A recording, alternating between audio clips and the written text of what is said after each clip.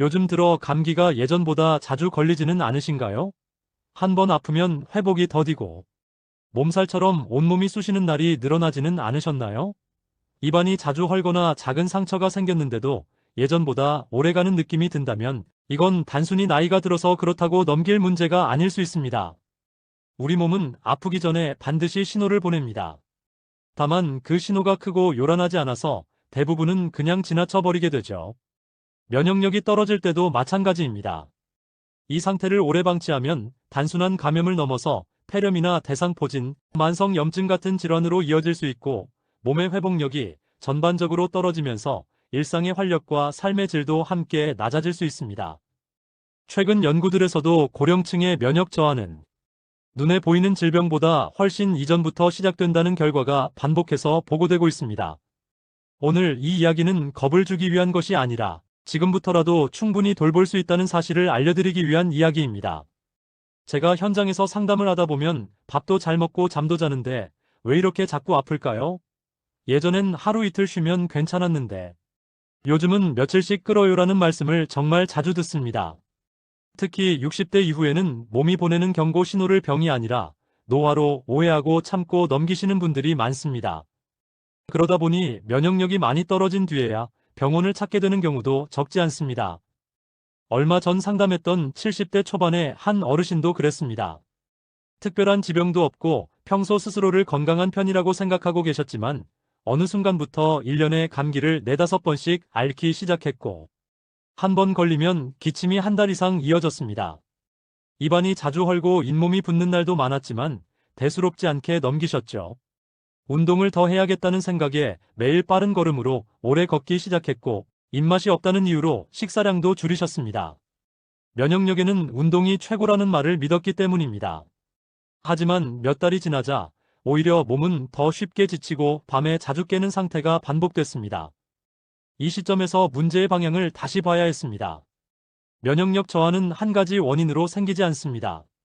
마치 오래된 집의 전기, 수도, 난방이 동시에 조금씩 약해지는 것과 같습니다. 겉보기에는 괜찮아 보여도 어느 순간 불이 자주 나가고 물이 약해지듯 우리 몸도 나이가 들수록 면역을 담당하는 세포가 새로 만들어지는 속도가 느려지고 여기에 혈액순환 저하, 수면의 질 저하, 호르몬 균형 변화, 생활 습관까지 겹치면서 면역 체계 전체가 힘을 잃게 됩니다. 특히 최근 5년간의 자료를 보면 고령층의 면역 저하와 만성염증이 서로 깊이 연결되어 있다는 보고가 많습니다. 몸 안에 꺼지지 않은 작은 불씨 같은 염증이 계속해서 면역력을 소모시키는 구조입니다. 이런 상태에서는 조금만 피곤해도 몸살이 오고 바이러스나 세균이 들어왔을 때 대응 속도가 느려지며 회복도 늦어집니다. 마치 경비 인력이 줄어든 건물처럼 문제가 생긴 뒤에야 뒤늦게 대응하게 되는 것이죠. 그런데 다행인 점은 이 면역력 저하를 되돌리는 방법이 생각보다 거창하지 않다는 것입니다. 약을 더 먹거나 강한 치료를 받아야만 하는 문제가 아닙니다. 가장 중요한 핵심은 몸을 더 혹사시키지 않는 생활로 바꾸는 것입니다. 면역력은 무언가를 더하는 것보다 덜 망가뜨리는 데서 회복이 시작됩니다. 특히 과도한 운동은 오히려 면역세포를 지치게 만듭니다. 숨이 차고 땀이 과하게 나는 운동을 매일 반복하면 몸은 회복할 틈을 잃게 됩니다. 여러 연구에서도 고령층에게는 중강도의 편안한 활동이 면역 유지에 가장 도움이 된다고 보고하고 있습니다. 식사 역시 마찬가지입니다. 입맛이 없다고 식사량을 줄이면 면역세포를 만드는 재료 자체가 부족해집니다. 단백질과 따뜻한 음식, 제철 채소는 면역력을 지키는 기본 연료입니다. 몸속에서 면역세포가 만들어지고 염증이 가라앉는 과정에는 반드시 이런 영양이 필요합니다. 실천 방법은 어렵지 않습니다. 하루 중 편한 시간에 20분에서 30분 정도 숨이 차지 않을 정도의 속도로 걷습니다.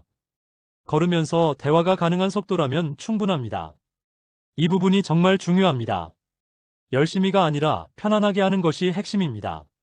식사는 하루 3끼를 기본으로 하되 한 끼에 단백질이 손바닥 크기만큼 들어가도록 의식해보세요. 고기나 생선, 달걀, 두부처럼 부담 없는 식품이면 충분합니다.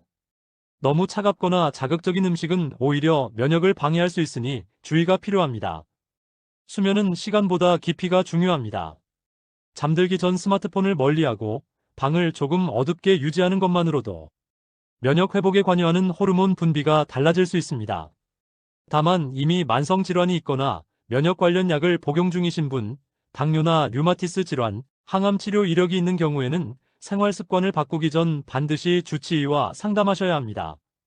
앞서 말씀드린 그 어르신은 운동 강도를 낮추고 식사를 다시 챙기기 시작한 뒤 약 3달이 지나자 감기를 거의 앓지 않게 되었고 밤에 깨는 횟수도 눈에 띄게 줄었습니다. 무엇보다 몸에 대한 자신감이 돌아왔다고 말씀하셨습니다.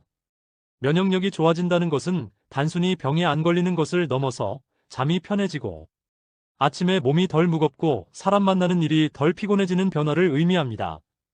여기에 가벼운 스트레칭과 규칙적인 햇볕, 쬐기 같은 생활 습관을 더하면 면역 회복 속도는 더욱 빨라질 수 있습니다. 햇볕은 우리 몸의 면역 조절 신호를 켜주는 역할을 합니다. 정말 조금만 바꿔도 몸은 분명히 반응합니다.